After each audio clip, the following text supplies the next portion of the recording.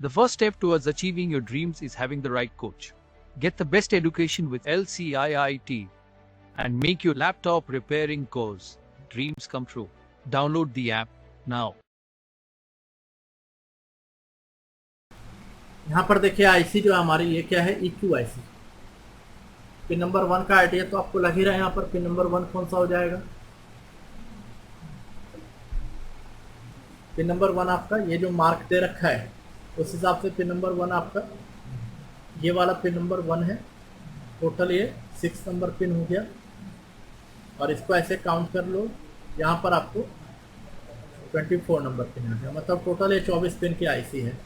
अच्छा, कुछ चीज़ें आपको खुद भी इसमें समझ में आ जाएगी, जैसे कि अगर आप देखो इस रजिस्टर को देख रहे हो 2R2 में 2.2 ओम का रजिस्टर और ये आपका हो गया कैपेसिटर। सेम वही रजिस्टर आप यहाँ देख रहे हो, ठीक है ना। तो आप इतना मान के चलो कि आपका जो ये रजिस्टर और ये कैपेसिटर यहाँ पर जो देख रहे हैं ये मेरा क्या BST के लिए हो जाता है, ये मेरा BST के लिए हो जाता है, ठीक है ना। और क्या आइडिया लग सकता है इसमें और आप देखो, एक मेरे को कैपेसिटर ये दिख रहा है और दूसरा कैपेसिटर मुझे लग रहा है ये तो इसी का कैपेसिटर हो गया, क्योंकि ये ट्रैक मेरा क्या है एक साथ है। तो एक एक्स्ट्रा कैपेसिटर आपको ये दिखा, एक ये वाला कैपेसिटर दिख रहा है, एक एक्स्ट्रा इस पूरे सर्किट में। और मैं आपको दिखाऊं तो एक कैपेसिटर आपको नजर आ रहा है ये वाला। टोटल 2 कैपेसिटर यहाँ पर अलग से दिखा, मतलब इन दोनों रजिस्टर कैपेसिटर को छोड़ दो तो एक ये मिला, एक ये मिला, है ना। तो इससे आपको आइडिया लग जाना चाहिए कि इस कैपेसिटर पे मैं अपना LDO वोल्टेज को चेक करूंगा। और कोई कैपेसिटर दिख रहा है क्या मुझे? देखो,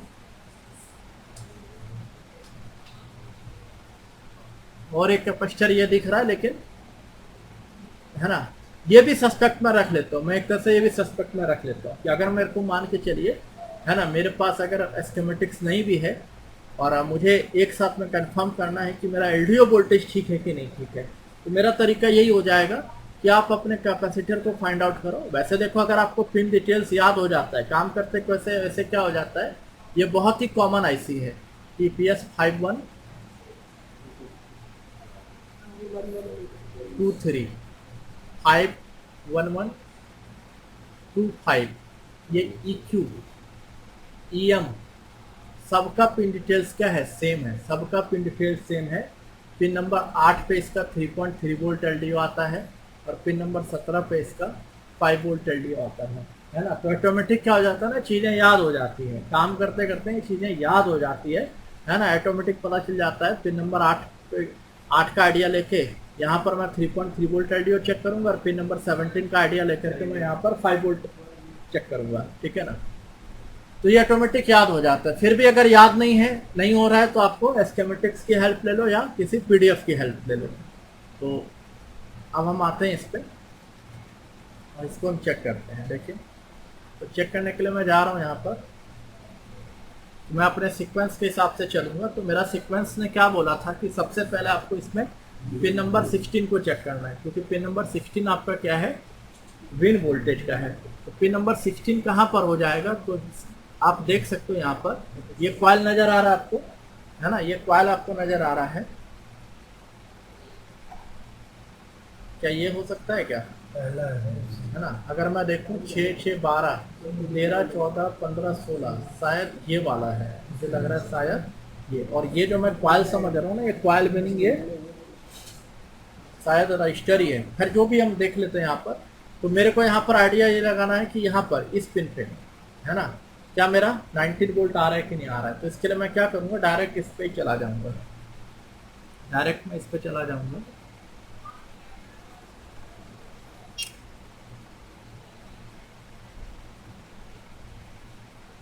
डायरेक्ट मैंने इस पे रखा, चेक किया, यहाँ पर मेरा 18.45 आ रहा है, दैट मीन्स से मेरा करेक्ट सीक्वेंस किया। पिन नंबर 18 के बाद मुझे पिन नंबर 13 लेना है। तो पिन नंबर 13 आपका ये हो गया, ये वाला आपका पिन नंबर 13 है।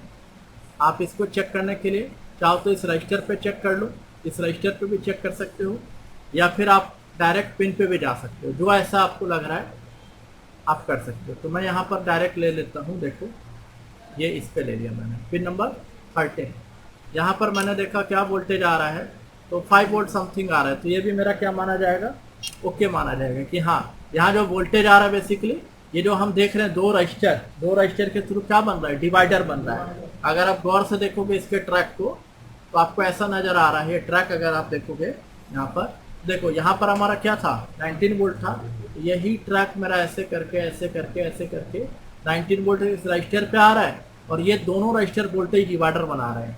ये मेरा R1 हो गया, ये मेरा R2 हो गया, R2 का जो ये दूसरा ले गए ये क्या है मेरा ग्राउंड है। तो यहाँ पर डिवाइडर के थ्रू क्या बना 5 वोल्ट बना है ना।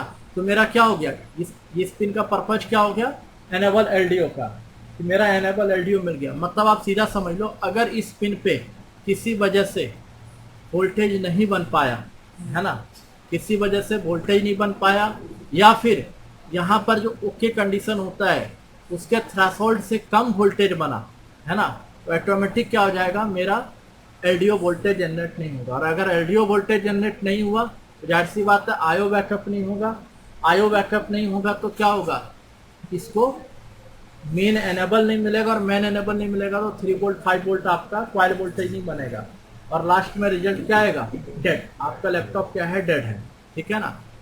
तो इसीलिए यहाँ पर हमें ध्यान में रखना है। तो ये मेरा हो गया चेक। तो ये जब आ गया सेकंड में मेरा, जब ये आ गया है ना, तो ऑटोमेटिक मेरे को अब किसके लिए चले जाना, 3 वोल्ट एलडीओ के लिए। तो 3 वोल्ट एलडीओ मैंने आपको बोला, ये 3 वोल्ट एलडीओ मेरा ये है। तो चेक करने के लिए मैं डायरेक्ट किस पे चेक कर सकता हूँ, पिन नंबर 8 ये रहा, मैं डायरेक्ट किस पे चेक कर सकता हूँ, ये देखो मैंने यहाँ पर लगा लिया।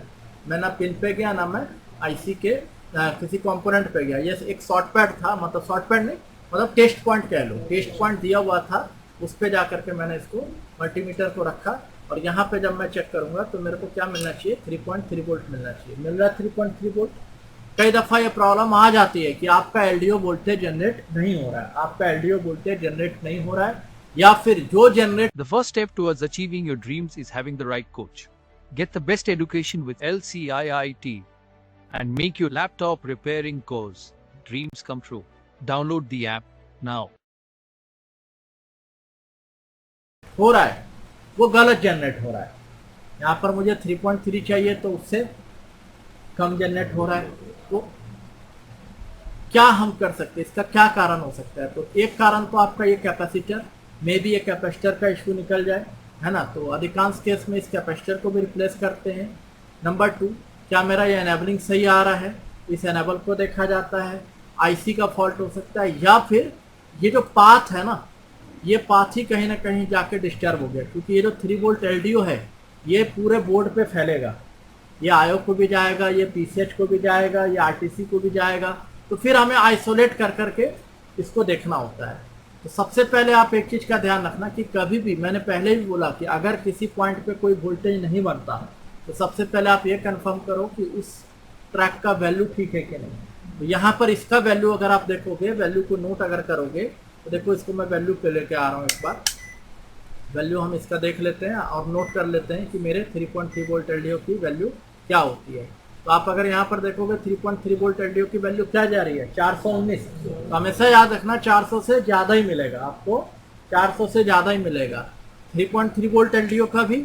और एक हमारा यहाँ पर 5 वोल्ट एलडीओ है, पिन नंबर 17। तो 13, 14, 15, 16, 17 इसका भी अगर मैं देखूंगा वैल्यू, देखो ज़्यादा ही मिलेगा है ना। तो इसको हमेशा याद रखना वैल्यू को। तो हमने सीक्वेंस के हिसाब से देखा कि जो मेरा पिन नंबर 8 था, ये पिन नंबर 8 3.3 वोल्ट एलडीओ, और ये बन गया। तो फिर मेरे को पिन नंबर 17 भी कंफर्म करना है कि क्या यहाँ पर 5 वोल्ट एलडीओ बन रहा है। 5 वोल्ट एलडीओ किसके लिए बनेगा, तो बाहर कुछ नहीं करेगा बल्कि उल्टा ये आईसी को ही सप्लाई देगा। तो यहाँ पर अगर मैं लूँ, फिर से मैं आ जाता हूँ अब वोल्टेज के लेवल पे, वोल्टेज पे आकर के यहाँ पर देखो क्या मिलना चाहिए आपको, 5 वोल्ट एलडीओ मिलना चाहिए। 5 वोल्ट एलडीओ जब परफेक्ट मिला, इसके बाद इस आईसी में क्या चेक होगा, इसके बाद इस आईसी में आपका नेक्स्ट आपको पिन नंबर 3 पे आएगा रेफरेंस। पिन नंबर 3 क्या मेरा बोला, पिन नंबर 3 पे रेफरेंस। तो आप देख सकते हो रेफरेंस को चेक करने के लिए यहीं पर आपको पिन नंबर 3 के लिए मैं जाऊं, तो पिन नंबर 3 के लिए आप देख सकते हो ये कैपेसिटर दे रखा है, आप चाहो तो कैपेसिटर पे चेक कर लो, या फिर ये पैड ही दे रखा है। इस पैड को थोड़ा सा हल्का मैंने, हो सकता है इस पे मॉइस्चर जम गया हो, थोड़ा सा इसको हल्का सा वो करके आप इस पे भी चेक कर सकते हो, है ना। तो आप देखो इस पे मैंने रख दिया,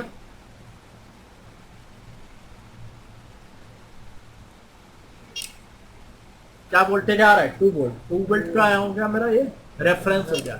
और गौर से देखोगे तो यही 2 वोल्ट, यही 2 वोल्ट आपका, आप देखो ये ट्रैक ही दिख रहा है आपको, ये ट्रैक आपको वापस कहाँ आ रहा है, पिन नंबर 4 पे। पिन नंबर 4 मेरा क्या हो जाता है इस आईसी में, टॉन्सिल की सेटिंग। तो टॉन्सिल वाले पिन पे भी मुझे क्या मिलेगा, यहाँ पर मैं देखूंगा तो 2 वोल्ट ही मिलेगा। एक तो ये टेस्टिंग करनी थी पिन नंबर 4 की, और उसके बाद एक पिन नंबर 14 बता रहा है यहाँ पर। पिन नंबर 14 आपका स्किप सेल। स्किप सेल को अगर हम यहाँ पर लेके देखें ट्रैक से तो कुछ समझ में नहीं आ रहा है, आप डायरेक्ट इस पे आ जाओ, जो कि हमारा यहाँ पर स्कीमेटिक्स ने बताया कि पिन नंबर 14 पे आपका क्या आ रहा है 3.3 वोल्ट। तो इसको भी मैं देख लेता हूँ,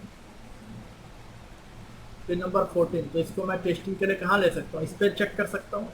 सबसे सेफ पॉइंट जहाँ वहाँ पर चेक करेंगे। यहाँ पर चेक किया मैंने, है ना, यहाँ पर आपको 3.3 वोल्ट मिल रहा है। तो मतलब क्या हुआ, इतनी जो हमारी टेस्टिंग थी, है ना, हमने जो इतनी सारी टेस्टिंग की, ये क्या था, बिफोर इनेबलिंग की टेस्टिंग। ये क्या थी मेरी, बिफोर इनेबलिंग की टेस्टिंग, है ना। तो बिफोर इनेबलिंग जो आपको चेक करना था, उसको अगर हम फिर से यहाँ पर दोहराएं कि सबसे पहली टेस्टिंग हमारी क्या हो गई 16, पिन नंबर 16 हमारी सबसे पहले टेस्टिंग हो गई पिन नंबर 16। यहाँ पर आपको 19 वोल्ट मिलेगा। जब ये ओके गया तो फिर क्या देखना है, पिन नंबर 13। यहाँ पर आपको कुछ भी मिले हाई वोल्टेज एक मिलेगा, है ना। पिन नंबर 13 पे याद रखना 3.3 वोल्ट भी मिल सकता है, 5 वोल्ट भी मिल सकता है, 6 वोल्ट भी मिल सकता है। डिपेंड करेगा कि पिन नंबर 13 को किस तरह कॉन्फ़िगर किया गया है। क्या इस पे कोई पुल अप डाला गया है, कोई इस पे वोल्टेज डिवाइडर डाला गया है। कई बार ऐसा होता है कि पिन नंबर 13 एनसी होता है, पिन नंबर 13 क्या होता है, एनसी होता है, किसी से कनेक्ट नहीं है, तो इंटरनली इस पे वोल्टेज आता है, आईसी के अंदर से वोल्टेज आता है। तो अगर यहाँ वोल्टेज नहीं आया, है ना, उस केस में हम कहते हैं कि मेरी आईसी खराब है, समझ गए ना। तो मेरा यहाँ पर आपको एनएलडीओ चेक करना है। जब ये हो गया तो पिन नंबर 8 हमने देखा 3.3 वोल्ट, इस पे चेक करना है। पिन नंबर 17 आपका 5 वोल्ट चेक करना है। जब इतना हो गया उसके बाद आपको कहाँ जाना था, पिन नंबर 3 पे। पिन नंबर 3 पे जा करके 2 वोल्ट रेफरेंस देखा, और यही मेरा पिन नंबर 4 जो है टॉन्सिल की पिन है ना। टॉन्सिल की भी सेटिंग्स जो है हमारी यही दे रखी है कि यहाँ पर भी बनेगा 2 वोल्ट, ये मेरा आपस में जुड़ा है। और एक स्किप सेल के लिए पिन नंबर 14, ये मेरा किससे जुड़ा है 3.3 वोल्ट। तो इतनी टेस्टिंग हो गई बिफोर एनेबल की। अब जो एनेबल आएगा तो एनेबल की पिन कौन सी है इसमें, 6, 6, 12, 13, 14, 15, 16, 17, 18, ये वाली पिन। मतलब ये आपका टेस्ट पॉइंट अब बनेगा, इस पे चेक करो आप 3.3 वोल्ट। ये आपका क्या है, मेन एनेबल है, ये आपका मेन एनेबल है। जब ये एनेबल आ जाएगा उसके बाद ही आईसी आपका स्विचिंग के लिए रेडी होगा। तो यहाँ पर अगर आप देखोगे तो यहाँ पर आपको 3.3 वोल्ट मिलेगा ही। तो आपने इस पे रखा। मेन देखा जाए ना तो जब हम अपने स्टेप डाउन सेक्शन को चेक कर रहे होते हैं ना, तो हम जैसे कि 2 पार्ट में इसको डिवाइड कर देते हैं, बिफोर इनेबलिंग, आफ्टर इनेबलिंग। तो कई दफ़ा क्या होता है, बिफोर इनेबलिंग चेक करने की जरूरत नहीं पड़ती, सीधा सीधा हमने एलडीओ वोल्टेज कंफर्म कर लिया कि हाँ अगर एलडीओ वोल्टेज बन रहा है, एलडीओ वोल्टेज आप चार्जिंग कनेक्टर पे भी कंफर्म कर सकते हो। एलडीओ वोल्टेज बनना है तो सीधा सीधा हम यही देखते हैं कि मेरा इस आईसी पे एनेबल आ रहा है कि नहीं आ रहा है। आईसी पे एनेबल आ रहा है फिर भी मेरा आउटपुट वोल्टेज नहीं मिल रहा है, एक केस ये बनता है। और कई बार केस बना कि मेरा इस पे एनेबल ही नहीं आ रहा है। तो जब एनेबल ही नहीं मिल रहा है तो फिर इस सर्किट पे हमें काम करने की जरूरत नहीं, फिर जहां से एनेबल आ रहा है उस चीज को देखना होता है। तो ये हमारा मेन, एक तरह से मेन पॉइंट हो जाता है। तो इस पे अगर मैं यहाँ पर लूँ,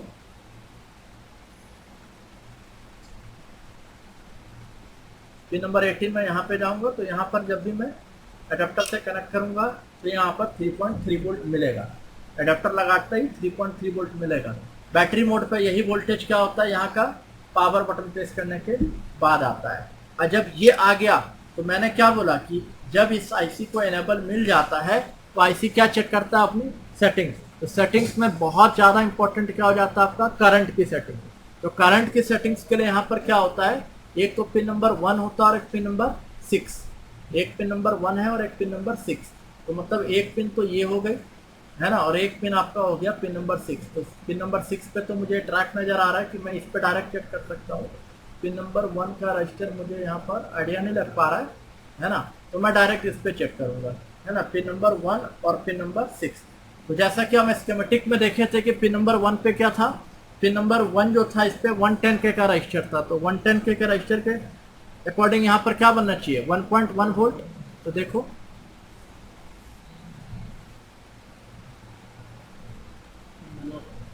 मैं देखो कहाँ चेक कर रहा हूँ, मैं पिन पे भी नहीं गया, इस पॉइंट पे गया, और अब मैं अगर डीसी को ऑन करूँ 1.1 वोल्ट आ रहा है। तो जैसा हमने निकाला था डिट्टो वैसा है। अगर ये वोल्टेज 1.1 की जगह 1.20 हो गया, 1.30 हो गया, 1.40 हो गया, प्रॉब्लम आनी स्टार्ट हो जाएगी। तो ये ध्यान रखना, पिन नंबर 1 पे 1.10 और पिन नंबर 6 पे मेरा क्या था अकॉर्डिंग टू रजिस्टर 0.78। तो पिन नंबर 6 के लिए भी मैं कहाँ पर आऊँगा, तो पिन नंबर 6 के लिए मेरा सेफ पॉइंट क्या हो जाएगा चेक करने का, सीधा सीधा मैं किस पे चेक करूँगा, इस पे, है ना। तो पिन नंबर 6 पे देखो 0.78 के समथिंग करेक्ट है मेरा, 0.79 परफेक्ट है। तो जैसा आपको बताया वही चीज़ आपको यहाँ पर मिल रहा है। और जब ये सेटिंग्स हो गई, मतलब ये क्या था मेरा पिन नंबर 1 जो था मेरा एंट्रिप पिन थी, एंट्रिप एक एंट्रिप की पिन हो गई पिन नंबर 1, एक एंट्रिप की पिन हो गई पिन नंबर 6। ये दोनों जब वैलिड हो गई, आईसी मेरी क्या करेगी, स्विचिंग स्टार्ट कर देगी। और स्विचिंग मेरी स्टार्ट हो गई, इसका सबसे बढ़िया शॉर्टकट क्या होता है, ये रजिस्टर पे चेक कर लो। ये जो रजिस्टर है बीएसटी पिन का, इस पे आप चेक करो। इस पे अगर वोल्टेज आपको थोड़ा सा बढ़ के मिल गया तो समझ लो आपकी स्विचिंग स्टार्ट हो चुकी है। तो आप सीधा सीधा क्या करो, देखो ये मैं रजिस्टर पे यहीं पे चेक कर लेता हूँ। अगर मेरी स्विचिंग स्टार्ट नहीं होती, अगर मेरी स्विचिंग स्टार्ट नहीं होती तो इस पिन पे मेरे को क्या वोल्टेज मिलता, 5 वोल्ट के अप्रॉक्स, क्योंकि 5 वोल्ट एलडीओ से ये पिन मेरी जुड़ी रहती है इंटरनल। लेकिन अगर मेरी स्विचिंग स्टार्ट हो गई है तो इसका जिस तरह का नाम है बीएसटी पिन, तो यहाँ पर वोल्टेज क्या करेगा, बूस्ट करेगा। तो बूस्ट करेगा तो उस हिसाब से आप जरा देखिए multimeter. The first step towards achieving your dreams is having the right coach. Get the best education with LCIIT and make your laptop repairing course dreams come true. Download the app now. से भी check करूं तो आपको voltage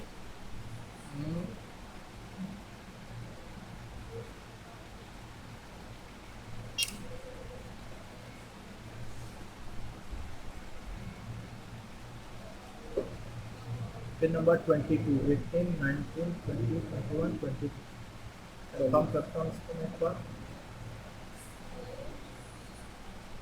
यहाँ पे voltage मेरा boost किया, multimeter sense कर रहा है कि नहीं कर रहा है। वैसे तो ये जो पिन होती है ना, डीएसओ से चेक करने का पॉइंट होता है, क्योंकि यहाँ पर भी क्या होता है, एक पल्स आता है। देखता हूँ यहाँ पर, देखिए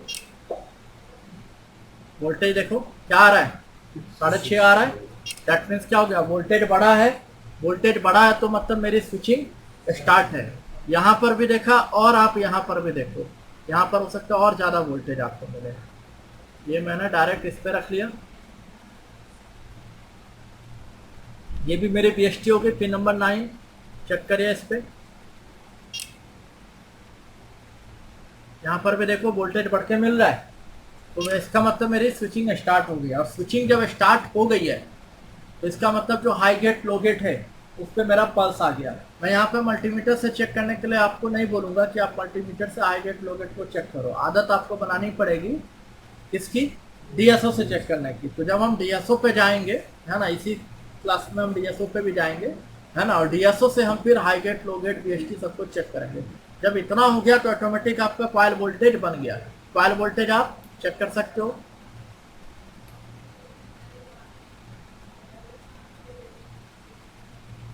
ये रहा मेरा 2 कॉइल है, इसको मैं कहाँ पे चेक कर लूँगा, इसके कैपेसिटर पे हम चेक कर लेते हैं।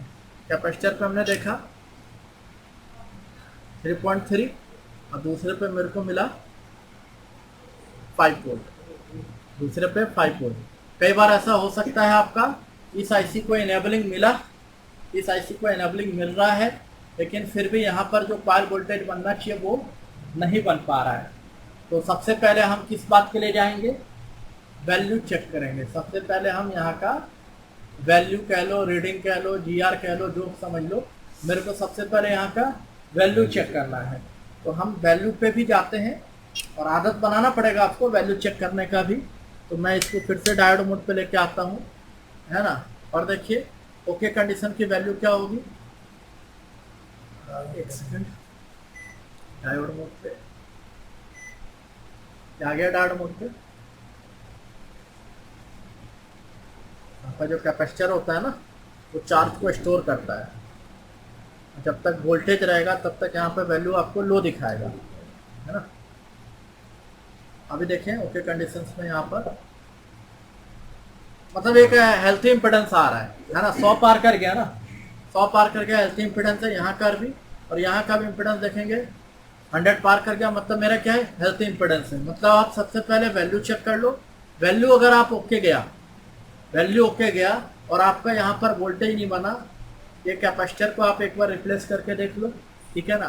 कैपेसिटर रिप्लेस किया आपने, फिर भी आपको लग रहा है कि यहाँ पर वोल्टेज नहीं बन पाया, जबकि मैंने क्या बोला, मेरी इनेबलिंग आ चुकी है, तो आपको ऑटोमेटिक यहाँ पर क्या करना पड़ेगा, आपको कंफर्मेशन लेना पड़ेगा कि जो आपकी आईसी है, ये जो आईसी है, फिर से आप आओ आईसी पे, आईसी की जो फीडबैक पिन है उसकी कनेक्टिविटी प्रॉपर है कि नहीं।